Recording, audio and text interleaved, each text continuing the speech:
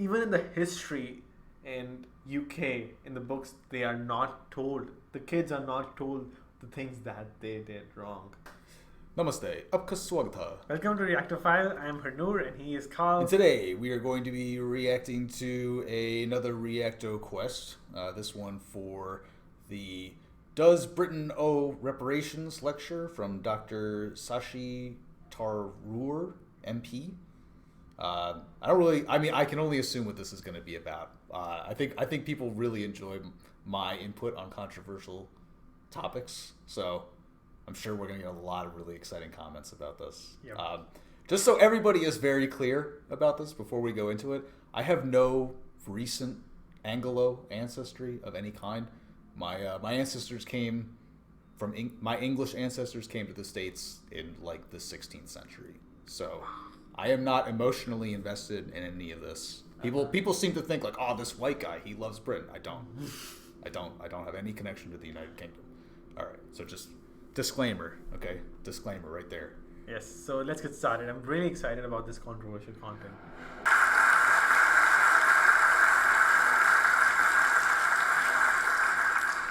President and gentlemen, ladies of the House,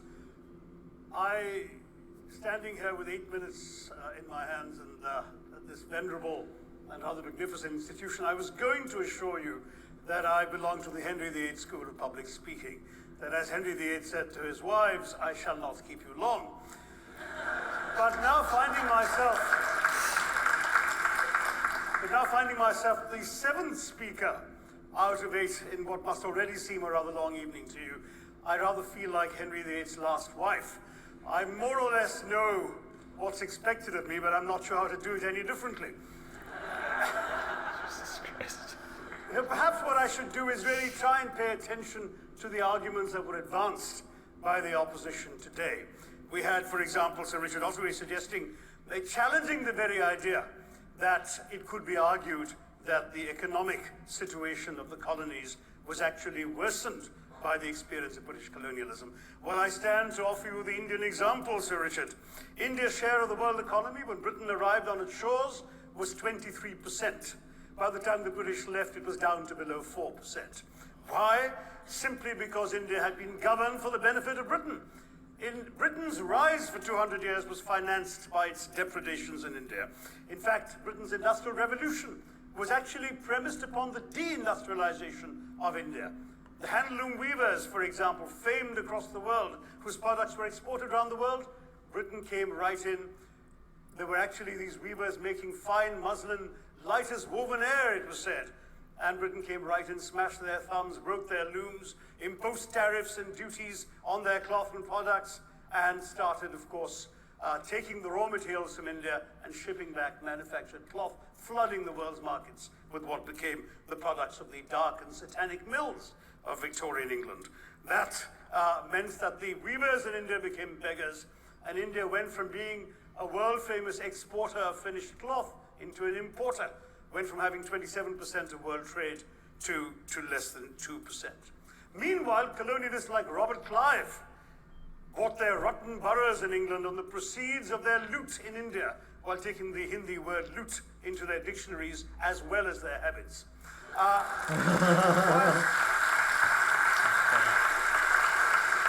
And the British had the gall to call him Clive of India, as if he belonged to the country, when all he really did was to ensure that much of the country belonged to him. By the end of the 19th century, the fact is that India was already Britain's biggest cash cow, the world's biggest purchaser of British goods and exports, and the source of highly paid employment for British civil servants. We literally paid for our own oppression. And as has been pointed out, the wealthy Victorian British families that made their money out of the slave economy, 1/5 of the elites of the wealthy class in Britain in the 19th century owed their money to transporting 3 million Africans across the waters. And in fact, in 1833, when slavery was abolished, what happened was that a compensation of £20 million was paid, not as reparations to those who had lost their lives or who had suffered or been oppressed by slavery, but to those who had lost their property. I was struck by the fact that your Wi-Fi password at this union commemorates the name of Mr. Gladstone, the great liberal hero. Well, I'm sorry, his family was one of those who benefited from this compensation.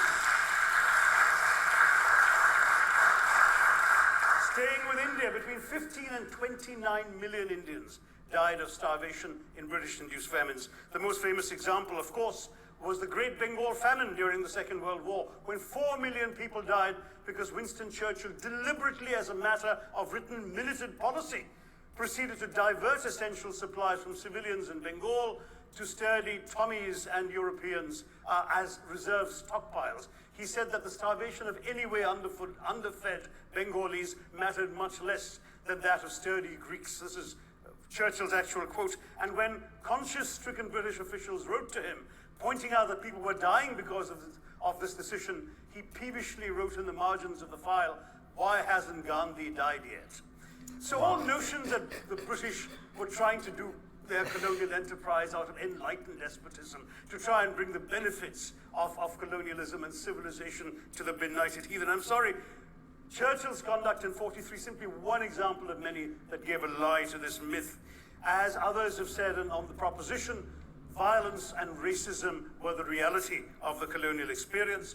And no wonder that the sun never set on the British Empire, because even God couldn't trust the English in the dark. Let me take World War I as a very concrete example, since the first speaker, Mr. Lee, suggested these things couldn't be quantified. Well, let me quantify World War I for you. Again, I'm sorry, from an Indian perspective, others have spoken of other countries. 1/6 of all the British forces that fought in the war were Indian. 54,000 Indians actually lost their lives in that war. 65,000 were wounded, another 4,000 remained missing or in prison. Indian taxpayers had to cough up £100 million in that time's money.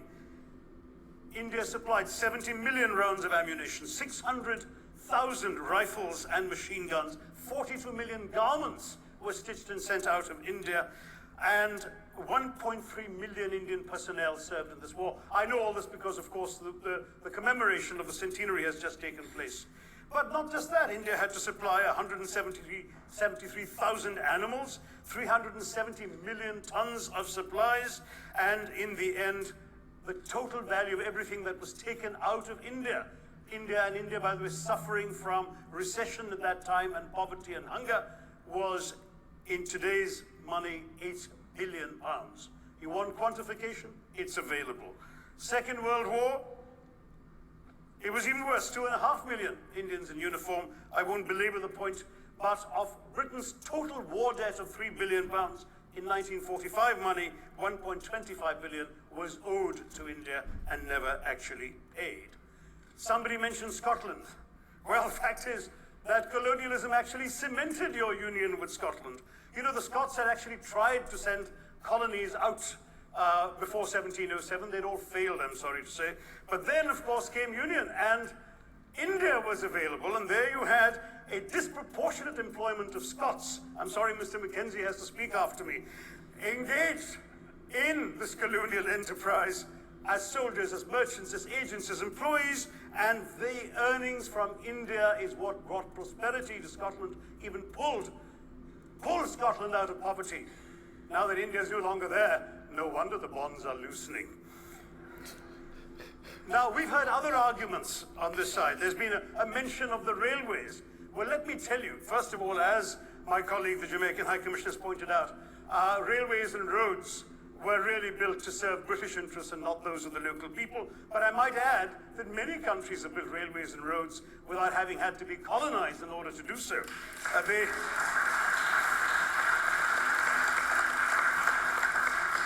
They were designed to carry raw materials from the hinterland into the ports to be shipped to Britain.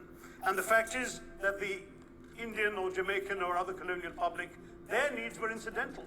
Transportation, there was no attempt made to match supply to demand for mass transport, none whatsoever.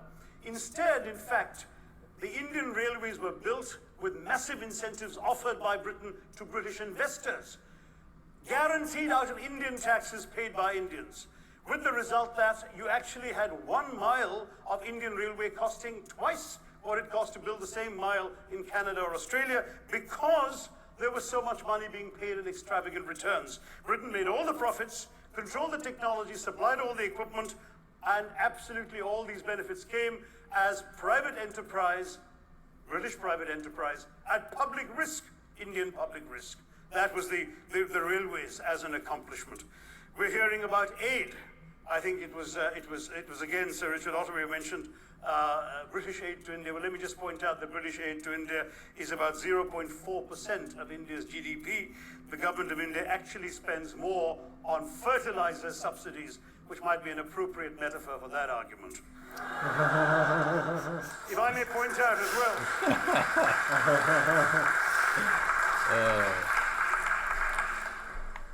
And apparently, like, not all the people are clapping. Did you notice? Only the Indians and the... Well, I don't think there are that many Indians in the audience. I didn't see that many. But I not, have noticed, that only half the audience is clapping. I have noticed this. If I may point out as well, that as my fellow speakers from the proposition have pointed out, there have been incidents of racial violence, of loot, of massacres, of bloodshed, of transportation, in India's case, even of one of our last Mughal emperor. Yes, maybe today's Britons are not responsible for some of these depredations, but the same speakers have pointed with pride to their foreign aid. You're not responsible for the people starving in Somalia, but you give them aid. Surely the principle of reparations for the wrongs that have been done cannot be denied. It's been pointed out, for example, the dehumanization of Africans in the Caribbean, the massive psychological damage that has been done, the undermining of social traditions, of property rights, of the authority structures of these societies, all in the interests of British colonialism. And the fact remains that many of today's problems in these countries, including the persistence, in some cases the creation of racial and ethnic and religious tensions, were the direct result of the colonial experience. So there is a moral debt that needs to be paid. Someone challenged reparations elsewhere. Well, I'm sorry, Germany doesn't just give reparations to Israel. It also gave reparations to Poland. Perhaps some of the speakers here are too young to remember the dramatic picture of Chancellor Willy Brandt on his knees in the Warsaw Ghetto in 1970. And there are other examples. There is Italy's reparations to Libya. There's Japan's to Korea. Even Britain has paid reparations to the New Zealand Maoris. So it's not as if this is something unprecedented or unheard of that's going to somehow open some sort of nasty Pandora's box. No wonder Professor Lewis reminded us that he's from Texas. There's a wonderful expression in Texas that summarizes the arguments of the opposition: all hat and no cattle. Now, don't know this expression. If I can just quickly look through the other note. All hat and no cattle? I don't. What does that mean? You don't know either? No, I don't know what that means. Okay. I've never heard this. Yeah, me either. So I was scribbling while they were speaking. There was reference to democracy and rule of law. Let me say with the greatest possible respect. Like all it's a bit rich to oppress, enslave, kill, torture, maim people for 200 years and then celebrate the fact that they're democratic at the end of it.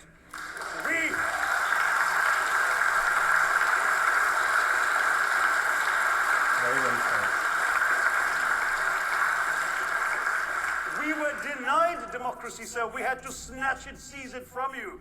With the greatest reluctance, it was conceded in India's case after 150 years of British rule, and that too with limited franchise. Yes, indeed, ma'am.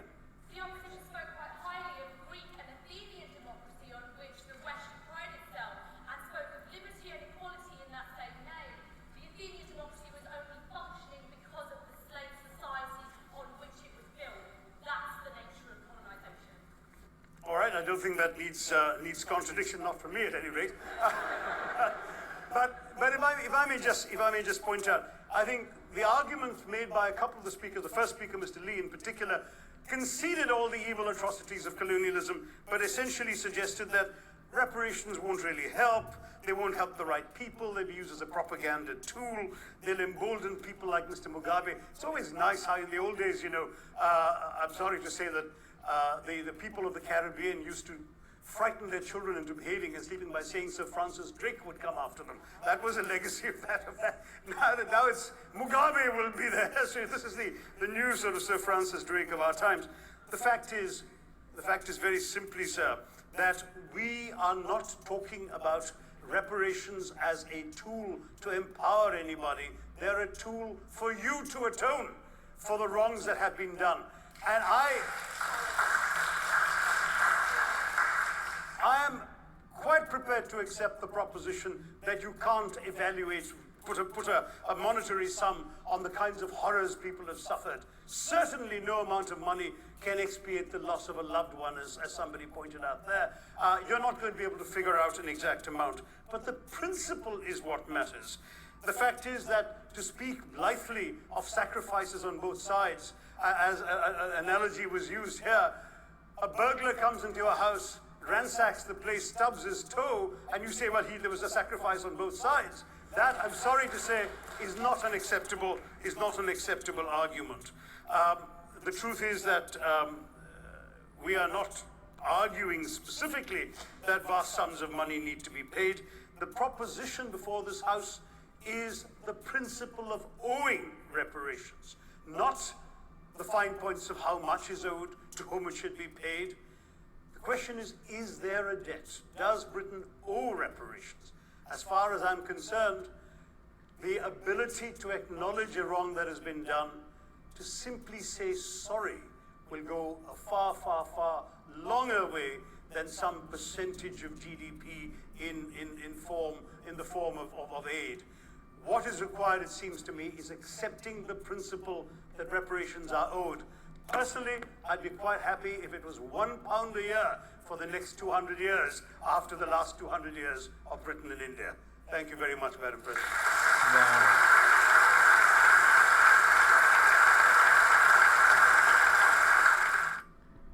I don't think they are ever going to admit that they did something wrong, because even in the history in UK, in the books, they are not told, the kids are not told the things that they did wrong. I'm not sure about all the things. I mean, I'm pretty sure the Bengal incident that he talked about. I had never heard of that before. The 4 million people died in that incident. We hear about the Irish famine, which is a similar story. Yep. But yeah, I never heard about the Bengali famine. Because that didn't spread that much because of British. They didn't want everyone to know. I'm just going to starve these people to death real quick. And they're not even telling the kids in UK about that. So they're not admitting the fact that they did wrong in India. So if they admit that they did wrong, I mean, and they can never pay us back. What are they going to pay you? Yeah. First of all, UK is fucking poor as shit right now. first of all, you should have asked. I mean, if you were going to get something out of them, it should have been like while India was a colony, because that's when they were the wealthiest that they ever were. I mean, after Britain after World War II, it's like they never really recovered from that shit. Like, what are you gonna take from them? Mm-hmm. I don't know. Like, what are they gonna pay you? Yep. And even if they pay like £1 a year, that means like their pride is getting down. Like, you get the point, right? Yeah, they're admitting the fact. They're admitting that they did something wrong. Yeah, right? and that's an insult to them. We actually have a similar discussion here in America regarding the supposedly owed reparations to the black population of the United States for slavery. I thought he brought up a lot of very interesting points. For me, though, he brushed over, I think, what is ultimately the most important point that contradicts the idea of reparations, which is like, how much is enough? Like, to me, that's really ultimately where the downfall of the entire argument comes in, because you can't undo the past. That it's a fallacious idea in principle. It's like the idea that Britain did something wrong to India is, first of all, it's a very late 20th century idea, early 21st century idea. Like no one's asking Mongolia to pay reparations to India, like, or you know what I mean. Like no one's asking Mongolia to pay reparations to Tajikistan or wherever the Khwarezmi Empire now is, because it's the division of wealth in the 20th century is so stark in contrast. You know what I mean? But it's like, effectively, the world really wasn't any different than it had been before. It's just that the contrast between Western civilization, mostly the most Western part of Western Europe, and the rest of the world was so, well, and obviously the United States, is so stark that it encourages these kinds of discussions because of the starkness of the contrast. But it's like, again, my issue is not, I'll bring it home for a second here in the United States. Like, my issue is not with the idea of paying reparations, despite the fact that, you know, it's only going to be the poor people who didn't really directly, or whose ancestors did not even directly benefit from the slave trade. You know, like, my ancestors fought for the Confederacy, but they didn't own slaves. So in a way, you could say that they were really just also tools of the wealthy class. You know, I mean, they lost their lives, like, they died for that war. The wealthy don't fucking die, you know, and they're not going to be the ones that pay the reparations either. So ignoring that part of it for a second, for me personally, the question of how much is enough is relevant. It is relevant because at the end he was like, oh, if it's only one pound for the next 200 years, I wouldn't care. But that's not true. That's not really fucking true. I don't think. If that really is what it's all about, if you just want white people to, I say white people, but if you really just want the UK to admit that they did something wrong, I don't know. It's difficult for me. It's difficult for me to believe that. You know, historically, I will say this about that subject. I will say this, is like, historically, human beings have always been extremely fucking brutal to each other. You know what I mean? It's like, they weren't... I will say, I understand that sentiment when Britons talk about how they came to India and, like, they actually improved the country by building railroads and shit. But just... I understand that is offensive to Indians. I totally get that. But keep in mind that we also say that about, like, the Romans when they invaded Britain.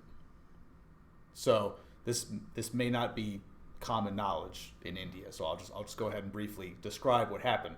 So when the Romans invaded Britain, originally it was in, I think it was like 50 BC, something like 50 BC.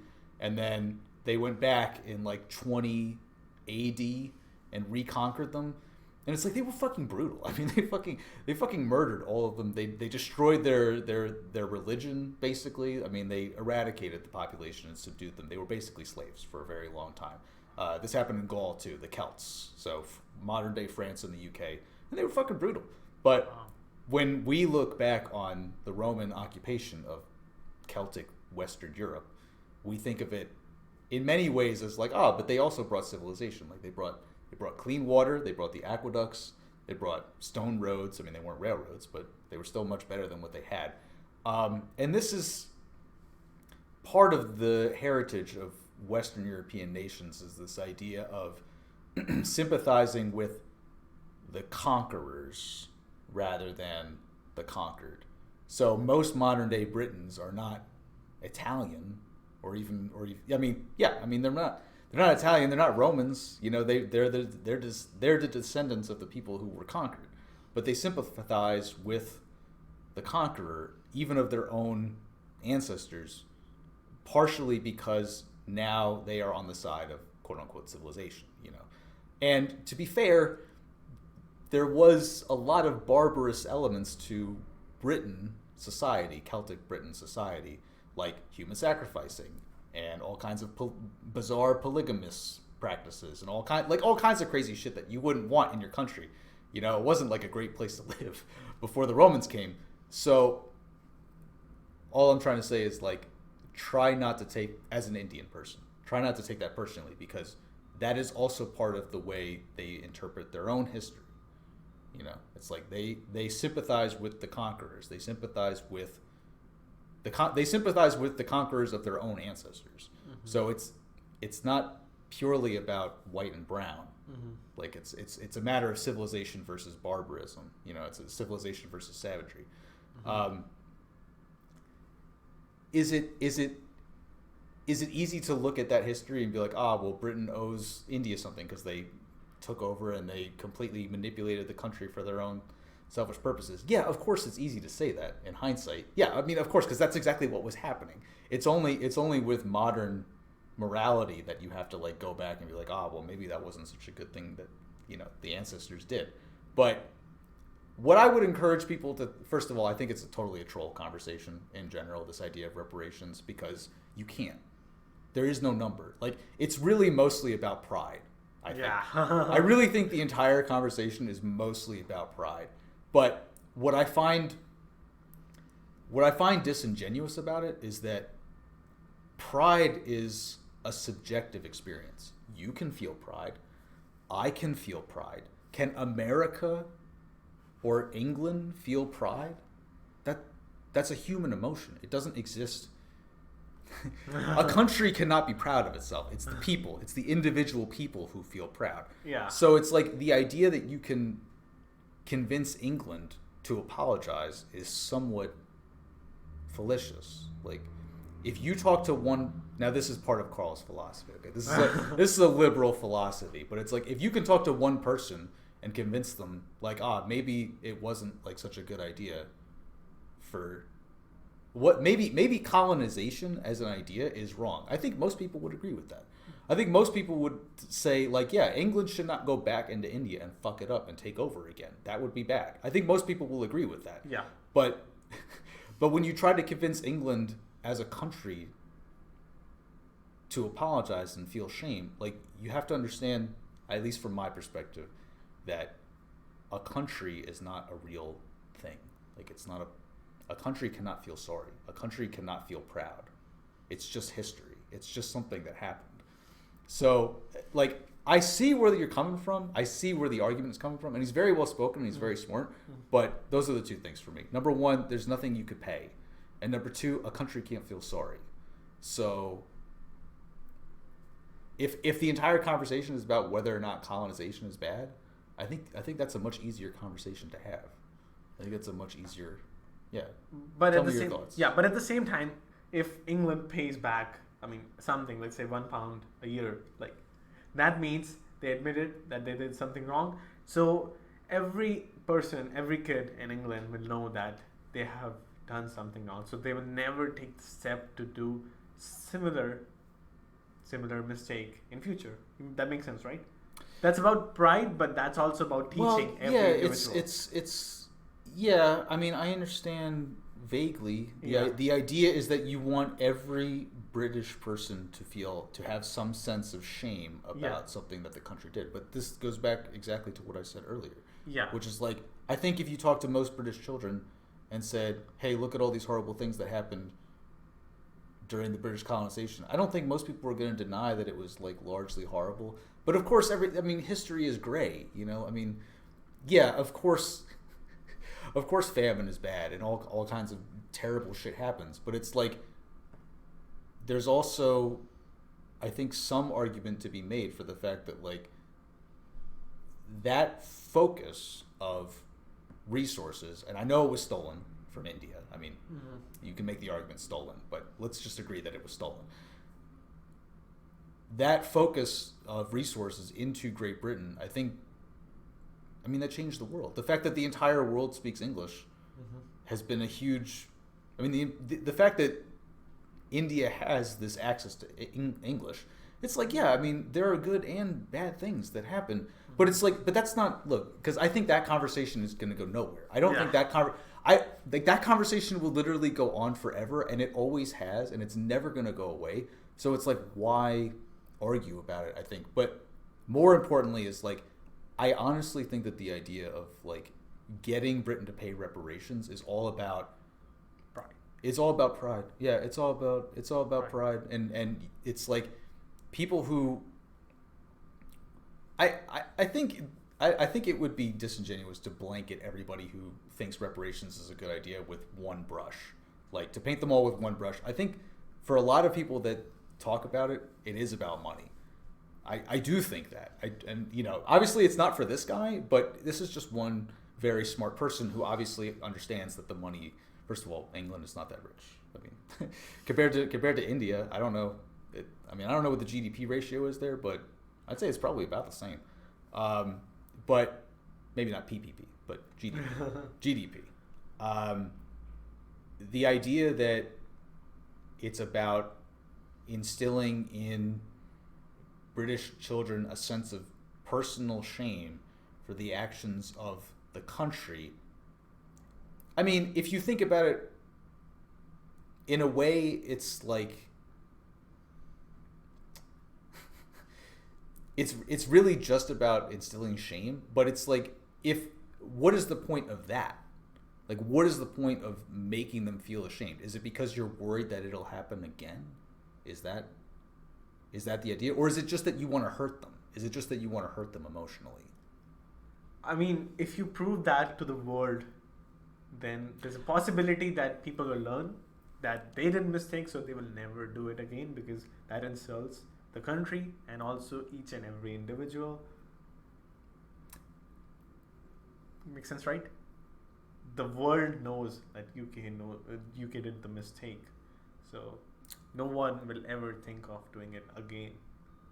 That's the whole point. Yeah, that might be a little bit idealistic. Yeah. that might be a little bit idealistic. Yeah. That's the way I see it. The way I see it is like, I think if you rationally speak to most British people today, Britain had the largest maritime empire in the history of humanity.